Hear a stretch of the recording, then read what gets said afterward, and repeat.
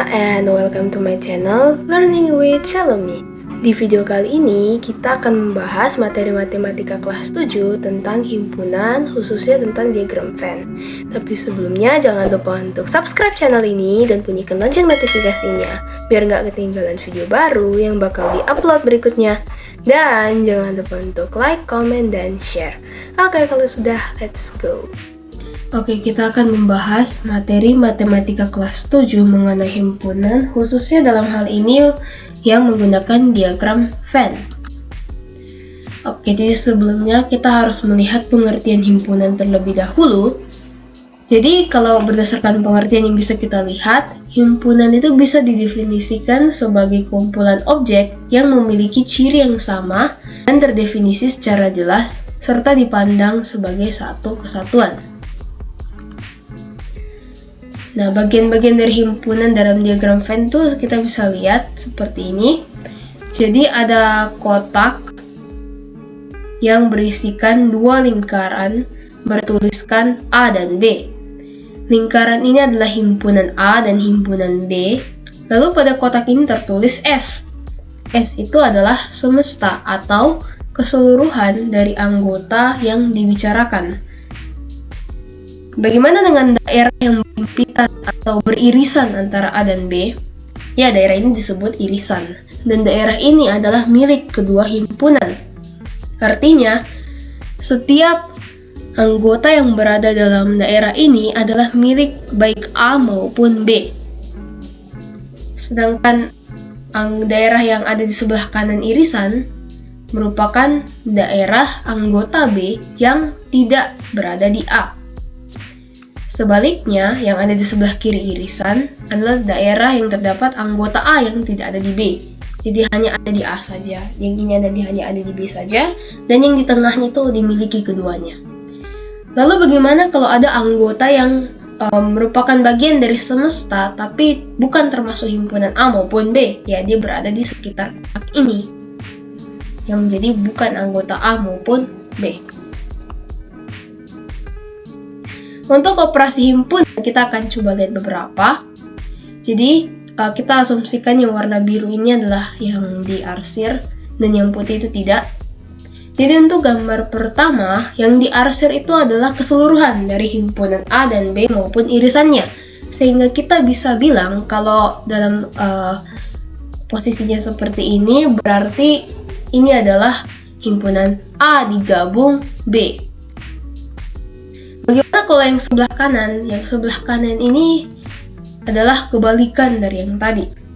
Jadi kalau yang tadi yang dipilih itu himpunannya, yang ini yang dipilih itu luarnya, sedangkan himpunannya itu tidak dipilih. Sehingga kita bisa bilang bahwa daerah yang kedua ini adalah selain dari A gabung B atau A gabung B komplement. Komplement itu disimbolkan dengan tanda petik satu ya, seperti ini. Biasa juga ada orang yang menuliskan huruf mirip huruf C di atas ya. Lalu untuk yang sebelah kiri bawah, yang dipilih hanyalah daerah irisan atau daerah yang merupakan anggota baik A maupun B, sehingga ini bisa disebut sebagai A iris B. Bagaimana dengan yang di kanan bawah ini? Ya, daerah yang sebelah kanan bawah itu yang dipilih adalah anggota A yang tidak termasuk B dan anggota yang tidak termasuk kedua-duanya. Atau kalau kita bisa lihat, lingkaran B yang utuh itu sama sekali sepenuhnya tidak diarsir. Sehingga kita bisa bilang bahwa ini adalah yang diarsir ini adalah selain anggota dari himpunan B. Sehingga kita bisa bilang dia B komplement. Walaupun irisan ini adalah bagian dari A, tapi dia juga bagian dari B. Sehingga kalau kita mau mengeliminasi B, irisan ini juga ikut tereliminasi. Selanjutnya kita coba lihat lagi yang paling kiri atas. Kalau yang diarsir hanyalah bagian yang merupakan anggota A dan B saja tanpa irisan, kita bisa menyebut dia itu A ditambah B. Kalau A gabung B, dia irisannya masuk. Kalau irisannya tidak masuk, berarti dia A tambah B. Nah, sebelum kita ke yang A, kita bisa lihat bahwa di sini juga ada A komplement di bagian bawahnya ya. Nah, ini A komplement mirip dengan B komplement tadi. Di kebalikannya. Kalau tadi yang B yang tidak dipilih, maka ini lingkaran A yang sepenuhnya tidak dipilih, sehingga kita bisa bilang bahwa dia A komplement. Nah, kembali ke yang tadi yang ada di sebelah A tambah B. Kenapa dia dikatakan A? Karena sepenuhnya hanya lingkaran A saja yang dipilih. Dan daerah himpunan A itu mencakup irisan ini juga. Sehingga bisa dibilang ini adalah A. Yang dipilih itu adalah A, himpunan A. Lalu untuk yang di sebelah himpunan A, kita melihat bahwa daerah yang dipilih adalah daerah yang kita bilang di awal tadi, anggota B yang tidak termasuk A. Atau kalau kita bisa lihat di sini, ini kan satu lingkaran full adalah himpunan B. Dan yang diarsir itu selain dari irisan ini, sehingga anggota himpunan B dikurangi dengan irisan. Jadi B dikurang A iris B. Kurang lebih simpelnya seperti itu. Kalau yang sebelahnya ya kebalikannya. Kalau yang tadi B, maka yang di sebelahnya adalah A dikurang A iris B. Nah, untuk bagian yang ini kurang lebih ini mirip dengan bagian A tambah B tadi, tapi ini adalah kebalikannya. Karena kalau A tambah B tadi yang dipilih itu hanyalah bagian yang hanya A dan hanya B, maka yang ini yang anggota hanya A dan hanya anggota B ini justru yang tidak dipilih, yang lainnya diarsir semua. Berarti kita anggap dia A tambah B komplement. Selanjutnya kalau untuk yang bagian terakhir ini kurang lebih mirip dengan bagian sebelumnya waktu kita bahas tentang irisan. Kalau yang bagian yang tadi itu hanya irisan saja yang dipilih, jadi irisan saja yang diarsir. Maka kalau untuk bagian yang kita bahas ini adalah kebalikannya, yaitu irisan saja yang tidak diarsir, sehingga kita bisa bilang A iris B komplement. Oke, kita coba lihat contohnya. Jadi di gambar ini ada kotak yang tadi ya. Dan dalam lingkaran yang sebelah sini itu hanya ada angka 5, 13, 15, dan 20. Ini anggotanya ya. Di dalam irisannya ada 4, 9, 10. Lalu di sebelah B yang sebelah ini ada 6, 18, 19, dan 21. Lalu di luar dari kedua lingkaran ini ada juga angka 2 dan 3. Nah, kalau seperti ini, langkah pertama kita kan akan menentukan berapa saja anggota A, B, A iris B, A gabung B komplement, dan ada berapa banyak anggota yang dimiliki oleh masing-masing. Oke, jadi yang pertama yang paling mudah ditentukan itu adalah semesta. Kenapa? Karena semesta itu berisikan seluruh ini. Jadi kita tinggal tulis saja kembali 2, 3, 4, 5, 6, 7, 10, 13, 15, 18, 19, 20, 21. Semua anggota yang ada di sini, mau yang dalam lingkaran, mau yang di luar lingkaran, semua adalah semesta. Oke, kalau kita sudah selesai dengan semesta, kita akan mencoba untuk anggota A. Anggota A adalah semua yang ada dalam lingkup lingkaran A. Baik yang di luar irisan maupun yang di dalam irisan. Sehingga kita bisa tuliskan anggota A itu ada 4, 5, 9, 10, 13, 15, dan 20. Selanjutnya untuk anggota B, caranya sama saja sih. Cuma bedanya dilihat yang ada dalam lingkup lingkaran B, yaitu 4, 6, 9, 10, 18, 19, 21. Lalu untuk A iris B ini yang kedua tergampang sebenarnya, karena kita tinggal lihat irisannya. Itu 4, 9, dan 10. Lalu untuk A gabung B, ini juga gampang sebenarnya. Jadi sebenarnya himpunan ini bukan materi yang terlalu susah, yang penting kita mengerti dasarnya. Jadi kalau A gabung B, kita tinggal tulis semua yang ada di dalam biru. 4, 5, 6. Oh ini 7 kayaknya salah ya. Jadi harusnya 7 ini tidak ada.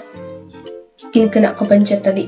Jadi 4, 5, 6, 9. Oh ini mungkin salah ketik. Berarti ini harusnya 9, Ya, ini juga yang tadi yang di semesta ya, bukan 7 tapi 9. Oke, jadi 4, 5, 6, 9, 10, 13, 15, 18, 19, 20, dan 21. Nah, untuk daerah yang di luar lingkaran, kita bisa pakai yang tadi, yaitu A gabung B komplement, yaitu 2 dan 3. Bagaimana dengan B komplement? Berarti kalau kita bahas B komplement, semua yang selain B. Kita tutup B, berarti sisa 5, 13, 15, 20, 2, dan 3. Nah, kalau ditulis dalam bentuk seperti ini, ingat dia harus memakai kurung kurawal, dan urutannya harus berurut dari terkecil ke terbesar. Bagaimana kalau A komplement? Berarti kita tutup yang lingkaran A, 2, 3, 6, 18, 19, 21. Nah, sekarang kita dapat yang baru lagi, ini yang belum dijelaskan tadi. Kita ingin menghitung dalam ada berapa banyak sih anggotanya. Nah, untuk mengetahui berapa banyak anggotanya, itu memakai bentuk N dalam kurung himpunan apa. Jadi misalnya jumlah anggota himpunan A, berarti NA sama dengan kita hitung ada 1, 2, 3, 4, 5, 6, 7, berarti ada 7. Terus B juga ada 1, 2, 3, 4, 5, 6, 7. A iris B ada 3, A gabung B ini ada 4, 8, 11. Dan A gabung B komplement ada 2 anggota. Oh ya, ini yang dalam himpunan ini tidak harus angka ya, bisa jadi kata, karena ini biasa paling sering digunakan juga untuk data. Untuk lebih jelasnya kita akan lihat dalam latihan soal. Oke, ini adalah soal yang pertama, kita coba baca. Jika anggota himpunan A adalah semua bilangan ganjil yang kurang dari 10, B adalah semua kelipatan 5 yang lebih dari 1 kurang dari 20, dan C adalah irisan dari kedua himpunan, gambarlah diagram Venn berdasarkan keterangan tersebut. Jadi pertama-tama kita coba kumpulkan data dulu. Data itu seperti yang tadi kita lihat di contohnya ya. Jadi kita tulis dulu A-nya. A itu mencakup semua bilangan ganjil kurang dari 10, berarti 1, 3, 5, 7, 9. Oke, jangan lupa kurung kurawal.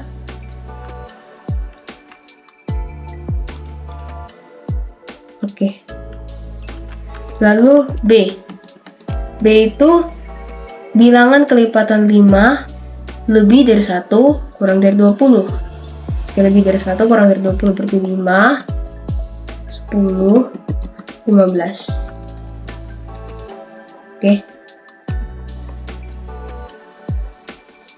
Lalu C adalah irisan dari kedua himpunan, berarti kita harus menuliskan irisannya.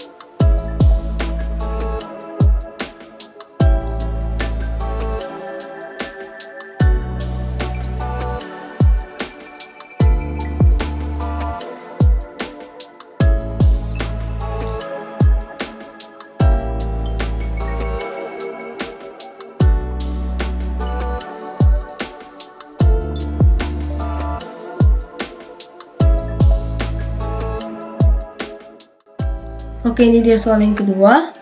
Di kelas 7D ada 40 orang siswa. Ibu guru ingin melakukan survei terhadap murid-muridnya mengenai minat mereka dalam pelajaran IPA dan IPS. Berdasarkan survei, 25 orang suka pelajaran IPA, 20 orang suka pelajaran IPS, 15 orang suka keduanya, dan sisanya tidak menyukai baik IPA maupun IPS. Berapa banyak siswa yang tidak suka pelajaran IPA dan IPS? Oke. Untuk mengetahuinya, ini kan seolah-olah kalau kita lihat, wah, Ada 25 tambah 20 saja sudah 45 orang. Ya, tapi di sini ada irisannya 15. Itulah gunanya diagram Venn dalam kasus seperti ini. Jadi kita coba buat dulu diagramnya. Oke. Tulis ini IPA. Ini namanya tidak harus A dan B ya, ini supaya memudahkan kita bisa tulis ini IPA. Dan ini IPS.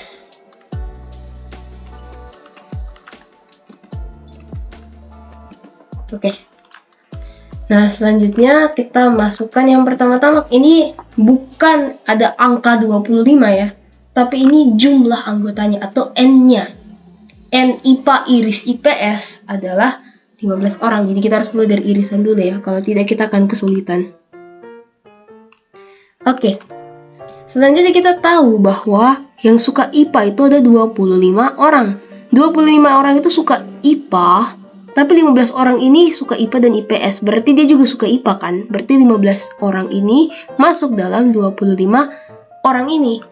Sehingga untuk mengetahui yang hanya suka IPA saja, tidak suka IPS, kita harus kurangi totalnya 25 dikurangi yang suka dua-duanya. 25 dikurangi 15 berarti ada 10 orang.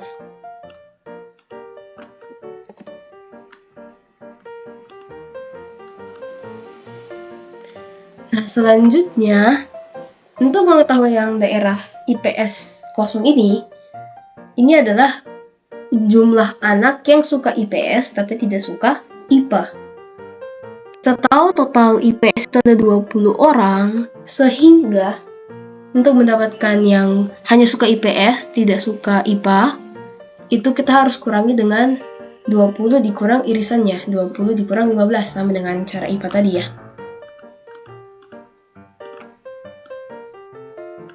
Berarti 20 dikurang 15 hasilnya adalah 5.